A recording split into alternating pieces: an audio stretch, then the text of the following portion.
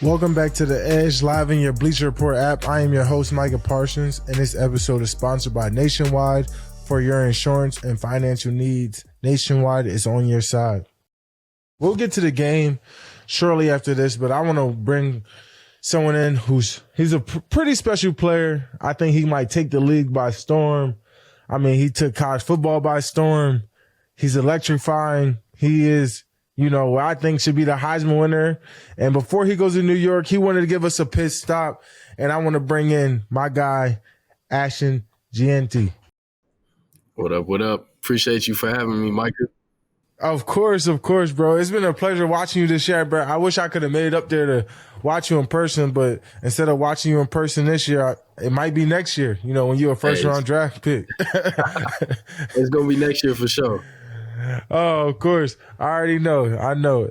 How you feel being a Heisman finalist, bro? It was finalized. I knew it, but, what's your emotions growing it? Like, you grew up. I think everybody grew up for this moment, but, you living the dream right now. How you feeling? Yeah, I mean, it's amazing, man. It's a blessing, I've been watching, seeing all the stuff on social media since, like, week one, bro, just looking at the Heisman standings. But, for it actually be, confirmed and, it's legit that I'm a Heisman candidate and, I'm going to New York, bro, it's amazing. And honestly, it still ain't really, like kicked in. Like, it hasn't hit me yet. It probably won't hit me till I'm on, like, the plane, headed to New York this week. Yo, that's how it be. Hey, also, bro, congrats on the first round bye too. You might be in trouble though if Penn State sneak out this win. That'll be the first time. That'll be the first time I root against you, bro. That's gonna be the first time. Like, make sure he get no yards. Nah, I figure, but I appreciate it, man, and I'm excited for that too. Making history. First Boise State team to ever be in the playoffs, but. Whoever we play, you know what I'm saying, we're going to give them that work. That's all I got to say. Okay. I respect it. Hey, what you consider your style of running? Like, if you had to complete, like, what do you consider your style of running? And if you had to make up, a running back of all the traits and the most complete running back, who would you pick from all the great running backs? All the great running backs. Well, I'll say for me, mine is like, I say it's just like vicious, explosive, but you know what I'm saying, with a little bit of finesse too. But if I had to, like, all the great traits, I'm gonna say just like truck stick or whatever, like running people over. I'm gonna say Marshawn, like break tackle, Marshawn. Elusiveness, I'm gonna go Barry because like I don't know if there's too many people like making people miss like he was back in the day. And then speed, I'm going to have to go CJ2K. I mean, buddy used to be moving out there. Stiff arm, Derrick Henry, for sure. Then what else? I feel like that's complete right there. Or size. I mean, size, you got to go Derrick Henry too. Like that big with all those traits, that would be crazy. You know what I'm saying? Yeah, that might be destructive for any NFL defense. Yeah, that's gonna be bad. That's gonna be bad. Hey, and say after the regular season, you took your offensive line out for a nice dinner. How much was that bill? It was up there. It was pretty much near $1,000. So, but hey, I'm good over here though. I got a little NIL. They taking care of me. There, boys. Nah, you in a rude awakening because you said that bill wasn't nice. Hey, I heard about them little, rookie dinners or whatever. I don't know rookie if I'm parties. Nah, it's tradition. It's tradition. It's tradition. If I go first round, I know they're gonna give me for sure. Oh, bruh. I mean, it don't matter what round you go. I think when it was my year, when I was a rookie, I had to contribute $15,000. 15,000. That's not too bad. I didn't see worse. I seen like I think it was like Garrett Wilson. His was like 50K or something like that. He looked like. So it really just depends. So basically, how we did it is the Cowboys, we break it down by picks. First round usually 15K, second round's 10K, and every pick after that is kind of like 5. But You know, if they just say you first round, you got to hold the whole bill. That's tough. That's tough. You could be in that situation. I hope not, bro. I'm praying I don't get done like that. I'll take 15K. You know, that's not too bad. You know. Yeah, and then you got to think, you know, you got to take your lineman out a couple times when you go pro, especially you get a 100, 200-yard game. So that sure. 1,000 might be a, you know, 5K bill because ain't no, you going to be in some nice restaurants now. Nah, that's what the thing is, though, that NFL money is different than NIL. It's way different. That's a whole different tax bracket. You know? So as a first-round pick, 100%. As 100%. What's the first thing that you'll purchase? Definitely a house, like a crib for me, one for my parents. Those are first like 2 purchases easily. So when I got drafted, I had my mom come live with me instantly. Would you do that? Is that the type of style you want to do, or you need to have their own space? You need to have your own space. I would do that, but they got like it might be crazy because I got a dog. My parents got 2 dogs. So it might just be too much madness going on in the house. Yeah, but you don't want that. In the future, like, you know what I'm saying, say like second contract, you know, plan is to build a, you know, big old crib and then, you know what I'm saying, have all the family in there. 100%, 100%. You know, being where you at, man, obviously y'all did extraordinary things. But how does it feel knowing, and what do you feel about knowing, you know, the people that kind of don't give you the draw that you deserve? You know what I'm saying? You carried your team to a first-round bye in the college football playoff. You did over 2,000 yards. Why do you think there's in question that you should be Heisman? You know, I've been rooting for you to be Heisman since I've been watching you play, because obviously it's been nothing short of amazing. But what do you say for the people who kind of, you know, disagree with that? And we're not saying that Travis isn't an electrifying player. I mean, he's doing some crazy stuff, offense and defense. But, you know, it kind of seemed like you answered all the questions. You feel me? So what do you have to say for the media writers, the people who kind of go against that? Yeah, I mean, first of all, I mean, all the Heisman finalists, they're all great players. I've watched multiple of their games and then obviously got to play against Dylan Gabriel, see him live. So they're all great players. But I just think for me, I mean, you go week by week, you watch the film. By week 4, I wasn't seeing anything less than 8-man box. So that means the whole defense every single week is geared towards stopping me, and they still couldn't. Some, they might have, you know, slowed me down, but I won't even say that because some games I just didn't play my best, which is human nature.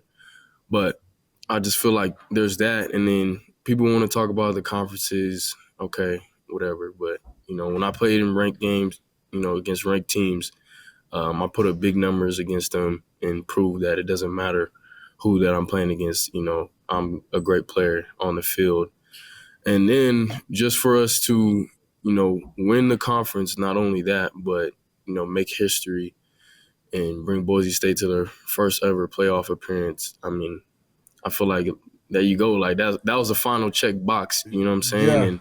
Yeah. And being a leader, a captain of this team, you know, I'm not here to like toot my own horn, but, you know, I have put a lot of work in and I have helped lead this team, you know, to the success that we have right now. A lot of other great, you know, players and teammates have, but, you know, a big part of that was on me. Like, you know, since the beginning of the year, the pressure was on me to, you know, lead the team and, you know, help us get to where we need to be. Yeah, man, like you kind of took NCAA by storm. What do you think was the, you know, went from that big jump from last year to this year?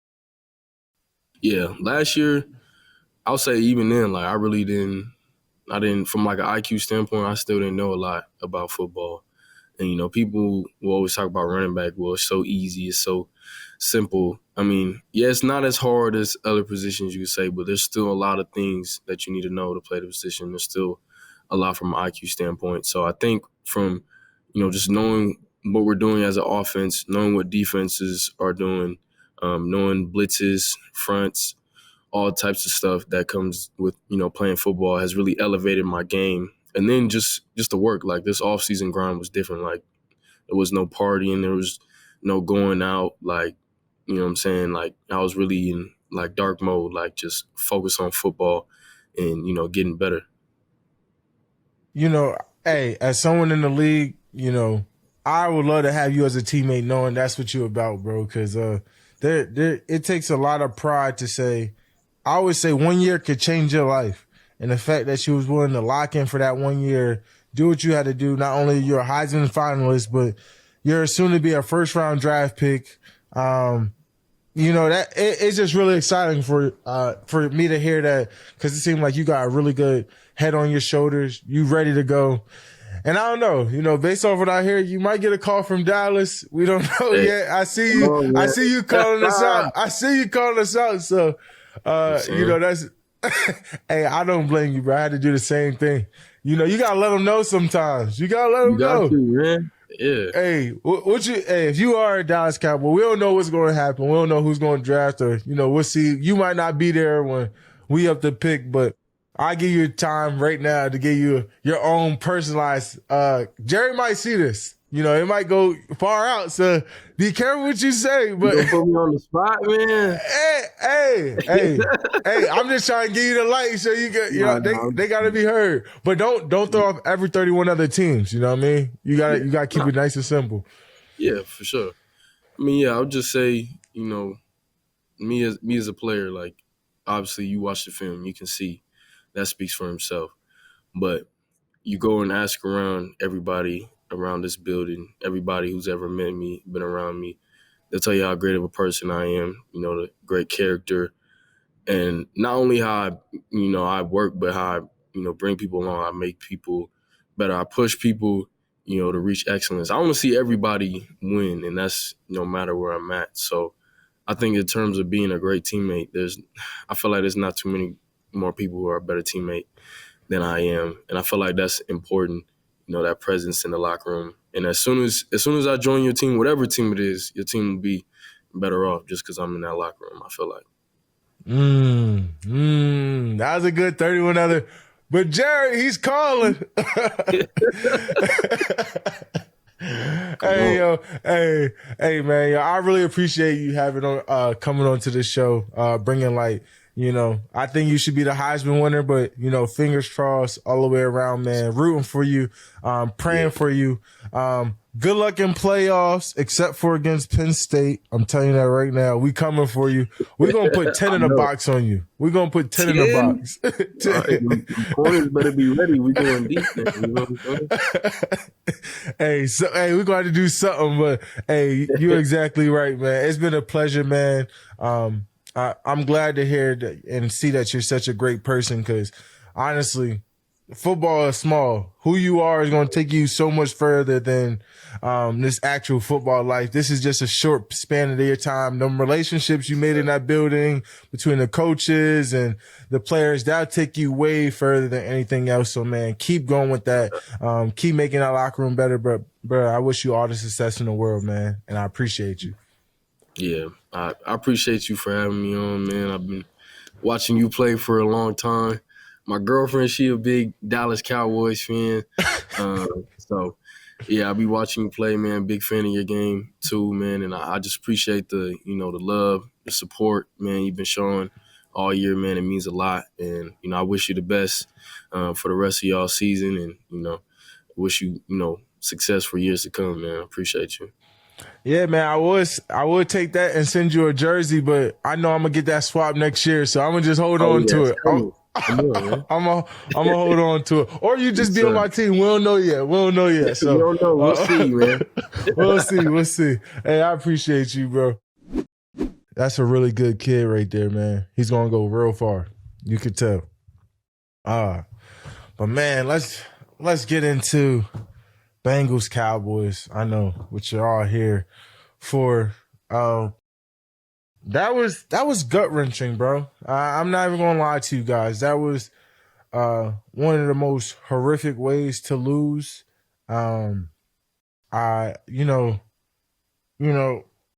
It's just really hard to like comprehend, because it was like the trajectory we were going. Because people were talking about my emotions and frustrations on the sideline.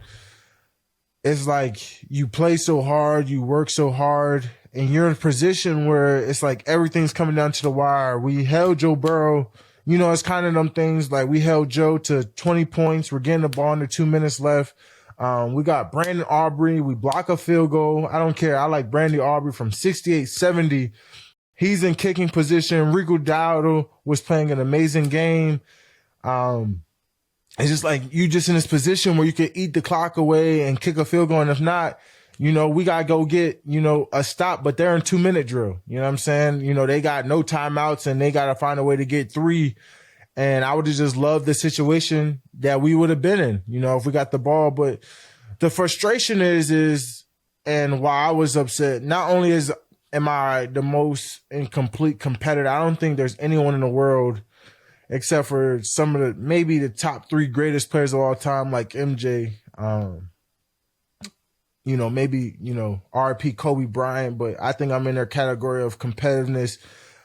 I don't think there's anyone more competitive than me, man. I kind of, and it's heartbreaking for me because I promised y'all, Cowboys Nation, that we would make a run. I was doing everything in my possible manner to make sure we did that. And I wanted to put my teammates in that situation. I wanted to win real bad for our unit, but I wanted to win real bad for, the ownership, the fans. Like, it's so much more. Like, I'm carrying this chip on my shoulder where I want greatness for everyone.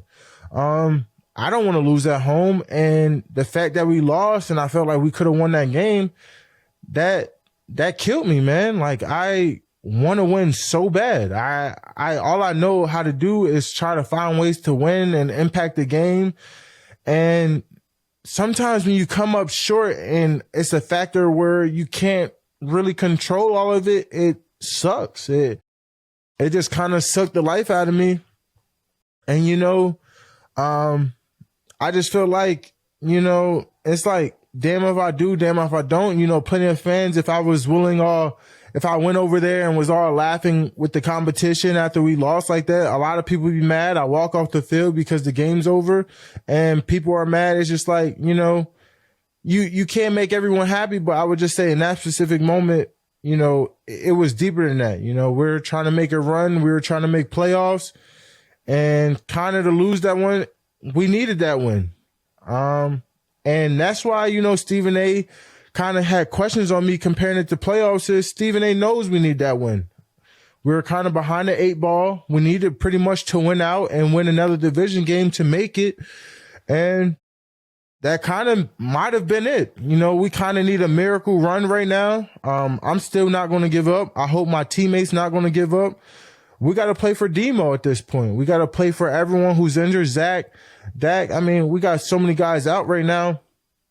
And, we got to play for them. It's an honor to represent the Star, but, we needed that one, so that was almost like pretty much losing every game was like a playoff game, up to this point, because we're behind the 8 ball. We're trying to find a way to finish and get up in the division, and we needed that win. So, yeah, I compared that to the playoff game because we needed it bad. So there is no real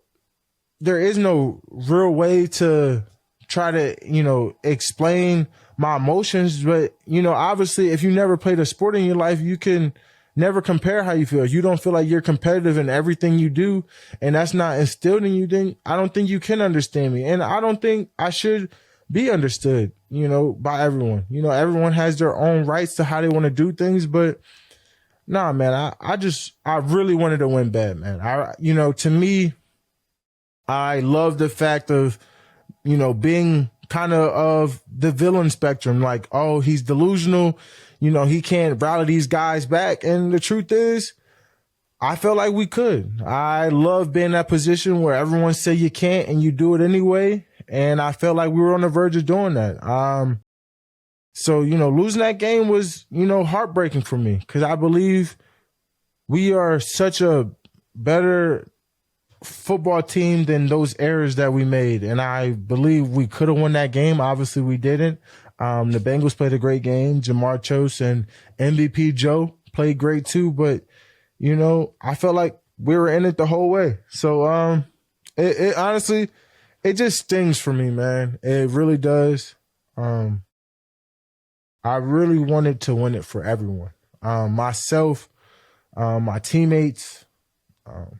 You could tell how much more we're fighting. Like, we're showing everything that I said we would. We was going to fight to the end, and just to lose in the end like that. Oh, man, it was just tough, bro. And then I think the icebreaker that really crushed my heart was, finding out about Demo when I came into the locker room. I think I was emotional then, and then when I heard that news, I just broke down. It's just like he was like one of the lights to our team, to me. Every day he found a way to make me laugh. Like, every day he found a way to make it positive. He was just such a contagious energy to be around. And always a hard worker, practice hard. I just don't think he deserved that bill. I don't never want to see anyone hurt, but losing someone like him, that just felt more hurt than anyone, because how important and how he came onto scene and everything that he wanted to accomplish and do was just stripped from him. And what I believed and what he can accomplish and do was stripped from him. So, I think that just really, really took me away. And it's devastating that we have to go through this. Man, it's hard. And it's hard to even say, how can I keep, everyone together through these hard times? Like, I know we got to come together, but it's like, it is demoralizing, because not only do you lose close games, but you lose another amazing attribute, piece to your unit that you rely on, that you want to look forward to. And it just hurts, man. It hurts. The loss of our great teammate, the loss of the game, obviously there's more than enough emotion and if you can't relate, you can't relate. I'm not here to try to prove to be understood. I think it's honestly okay to, be vulnerable. And the fact that, up into, that punt situation, holding the Bengals to, 20 points when they've been averaging over 25, 30 points the last, 6-7 games, that says a lot. It really does. And, that's a shout out to our offense, Enrico, who was moving the ball really well, keeping the ball away from them. But MVP Joe, I give him that.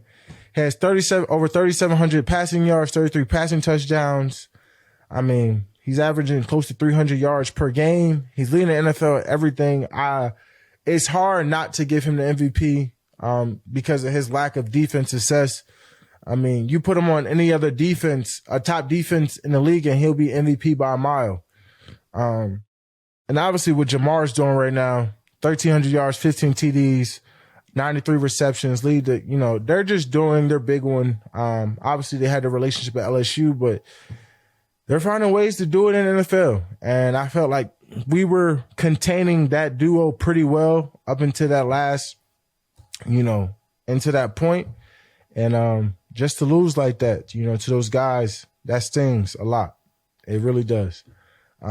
So yes, that loss was like a playoff loss, because every win, we needed every win pretty much. And we wanted every win. So it hurt. Like, it felt like a playoff loss, because, the margin of error was this small. It was this small. So, that's just what it is. So, looking ahead, I've been pretty vocal about wanting to bring people back, keeping this group together. And, the law says, like, even through all of this trial, error, and tribulation, we still finding reasons to fight. for one another. Like, this team doesn't look like a team that's giving up. This team doesn't look like a team that's not out there giving all effort and trying. Like, this team is still fighting.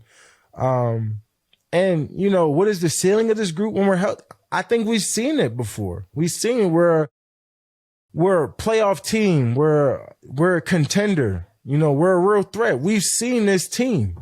So I think the ceiling is a Super Bowl caliber team. We just gotta, you know, it sucks because we're not getting these guys back. You know, a lot of these guys, it's end of the year. I mean, between Zach, you know, Butler came on scene and his injury. You know, it's just player after player. We missed DB for, you know, half the season. So it's just like, man, like, we just can't catch a break.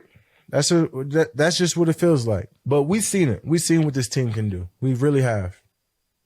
But anyway, my guy, Zach Martin, unfortunately, he having a season-ending surgery, but announced this week that he's a nominee for the Walter Payton NFL Man of the Year Award presented by Nationwide. His involvement with Medal of Honor Museum showcases that where he raises awareness and honors Medal of Honor recipients throughout the year. Martin is also a big proponent in the Cowboys' relationship with the Salvation Army. So what kind of teammate is Zach Martin? Honestly, for me, Zach has always been the ultimate teammate when it comes to on and off the field. He's been one of the first people to donate to anything that I've been a part of when it comes to giving back to communities, turkey drives. It really doesn't matter. Zach has been the ultimate teammate for everyone in the locker room. Like, you know, Ashton said, he builds a locker room. He makes everyone around him better. He creates pretty much a healthy work environment. And honestly, I just can't think of a guy who's really a better father, teammate, and, you know, person. He does all the little things when it comes to, you know, football. He really does. He does all the little things. It's been amazing to watch him these last 4 years up close, seeing what a true leader does. He's usually the first one in the work. He's one of the last ones to leave. He's constantly, you know, rehabbing, staying healthy. I mean, Zach has just always been, you know, a guy that you can always count on, rely on, who's always caring about others. I don't think this award should go anywhere else but Zach Martin. And I hope the people see that too. He really deserves this award. And, you know, I'm going to be supporting him throughout this process, and hopefully I can support him at the event. Let's get into around the league. The Eagles won a close one over the Panthers. We played the Panthers this week. And there's been a lot of questions surrounded by A.J. Brown's frustration with Jalen Hurts. And to me, and, you know, after the game, he said they need to improve the passing. Honestly, wasn't good enough. What are some things you think that the offense needs to improve on? Passing. AJ, I know everybody wants to get in a rhythm. Devontae was acknowledging that, you know, receivers, just like running backs, want to get in rhythm. How hard is it as a receiver to get into a rhythm when you guys are only throwing the ball like 20 times? Incredibly tough. It seemed like there was a moment on the sideline when you threw your helmet into the bench. What prompted that reaction? 3 and out. honestly, man, I do not blame his frustrations. A.J. Brown over the last 2 years has been one of the most dominating wide receivers in the NFL. Dominating. I mean, he had a streak over 125-yard plus games. You can say it's the Saquon Barkley factor, but I don't think it is. Saquon's obviously doing his big one, and they want to keep feeding him and kind of let, they horse ride it out. Saquon is balling. But, they got a lot of mouths to feed. You can't strip Saquon from his carries because he's been saving them. He's been doing his big one. But at the same time, you just gave A.J. Brown a, $33 million a year extension. It's hard to fathom how he's only getting 4 targets in a game. He's only had 1 game of double-digit targets since week 1. Are we serious? I mean, he's still a threat. Like, I just don't see how you don't find a way to get him the ball. Obviously, the relationship, I don't know what the relationship, and I don't want to put anything out there that I have no idea about. But obviously, he's upset in his frustration, but he should be. There's no way your number 1 receiver should have 4 targets in the game. It's unexcusable. It's unexcusable. From the OC to whatever it is, he needs more. You got to find the ways to get your number one guy involved. Or what was the point of paying him? What's the point of keeping him? It honestly makes no sense. So I get it. The frustration, what's going on. But he's been the number one guy. Like, it hasn't even been an argument. He's been a top last year and the year before that. And I understand he had the freakish hamstring thing while his numbers are a little bit lower this year. But he's been dominant over the last 3 years. Dominant. It hasn't even been in question. So the fact that, he's not getting the targets he deserves, obviously anyone will be upset, and as he should be, like, we have to be realistic. Like, I don't think it's a serious issue, but it should be an issue where they find a way to get him the ball. I get it. Saquon is hooping. They kind of want to keep finding ways to get him the ball, but you got your number one guy. He got to eat too. Let's get into our So Much More segment. Now I want to talk about someone who's doing so much more for their defense, just like how Nationwide is so much more than a great insurance company. They're a financial services company too. And I want to get in Leonard Williams, DM from Seattle. Leads the team with 7 sacks. 2 weeks ago, he had a 91-yard pick six, was the NFC Defensive Player of the Week last week. Where does Seattle rank? Defense rank. And also, they're currently first place in the NFC West, which we kind of thought would be the 49ers, but they're going through a lot of injuries too. But, it really goes to show that defense is really, really good. We kind of knew they'll be really good. Obviously, they had the DC from Baltimore who's over there, and he's changing things around. Our D-line coach from Dallas is over at AD, who's a new DC. And, obviously, I think this is a top 10 defense. I gave y'all my top 5 defenses last week. But, this is a top 10 defense. They're playing like it. They're playing well. They're going to be a scary team to come playoffs. They're going to be a team to worry about. I would not try to slip past the Seattle Seahawks. They are serious. They got weapons. This is a really good team. Some Super Bowl previews. There are a few good games this weekend. Bills, Lions. I think that's going to be that. I think that game is going to signify to say who Josh Allen really is. I think this is going to kind of test to see if his MVP candidacy stays there. Steelers, Eagles, both Super Bowl caliber teams. Let's see if that Steelers defense can hold the Eagles offense. They're hand in hand one of the best offense and defenses in the NFL. It's going to be some really, really great games. And you say, how does the Bills defense bounce back after, a 44-42 loss to the Rams? And, what makes this a tough matchup? I think for me is it makes a tough matchup for the Bills just because the Lions run game, the play action with Jared Goff, you got to find a way to get Jared Goff uncomfortable. And then obviously that Bills D-line got to find a way to be dominant up front. I think any game with the Lions starts with up front because it's got to be nasty on nasty. With Taylor Decker, Penei Sewell, and, Frank, that kind of front is, it's pretty nasty. So you have to be dominant. Really, the matchup that's going to be pretty serious will be Lions and Eagles because you got Jalen Carter, Jordan Davis, Josh Sweat. Those matches, when you can kind of be nasty on nasty, those are going to be really good games. But it has to be up front. Bills Lions, that game's going to be one up front, without a doubt. I just think in that Rams game, Stafford and Puka just found ways to make games. I think when Puka's healthy, I think him and Stafford are one of the most, and I know we saw the Triple Crown Cooper Cup, that year they won a Super Bowl. But when they added Puka, and Puka is taking the league, but when he's healthy, man, I think this is one of the most dangerous duos in the NFL. And honestly, you could say trios because Cooper Kupp still got it. He still got it. This is one of the most dangerous trios in the NFL, and they're back healthy. They're playing well. They're a hard team to stop. I don't think people want to see the Rams either. And you got Steelers, Eagles. I think same way. This game's going to be one up front. Lane Johnson versus T.J. Watt.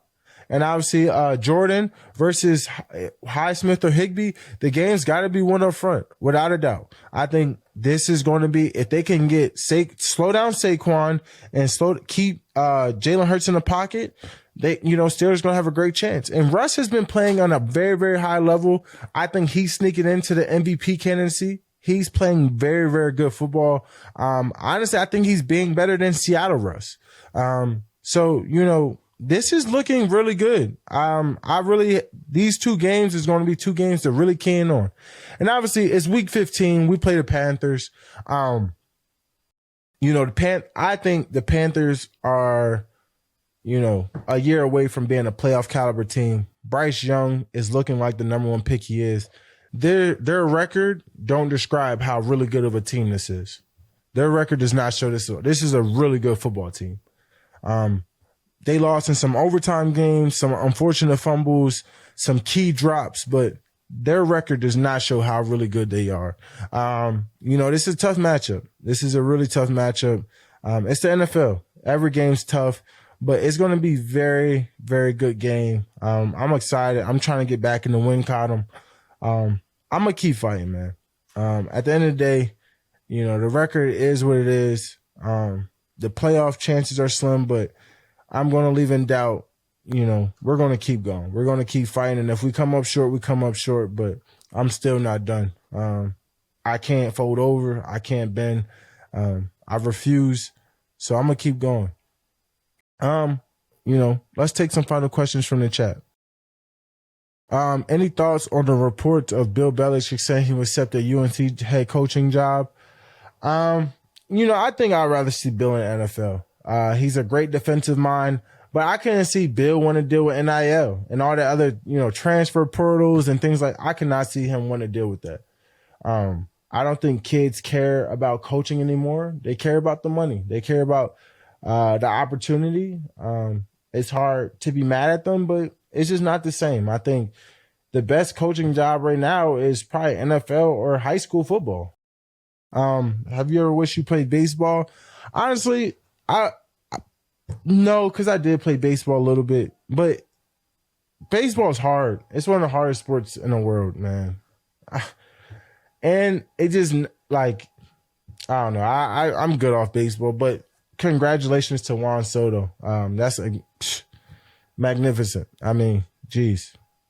My son will probably be playing baseball. Should we reseed the college football playoff teams in a bracket? I definitely think there should be some reseeding. I'm not going to go ahead and expose where I think they should have reseeded, but Penn State got a favorable matchup, and I'm excited about that. I know SMU is, a Dallas team, and I usually root for Dallas, but I'm never going against Penn State. It's that time. So let's get it. Did you see Puka tweeting about the power balance bracelet? And did you have one too? No, I did not see him tweeting about that. But whatever he has, I need to be a part of.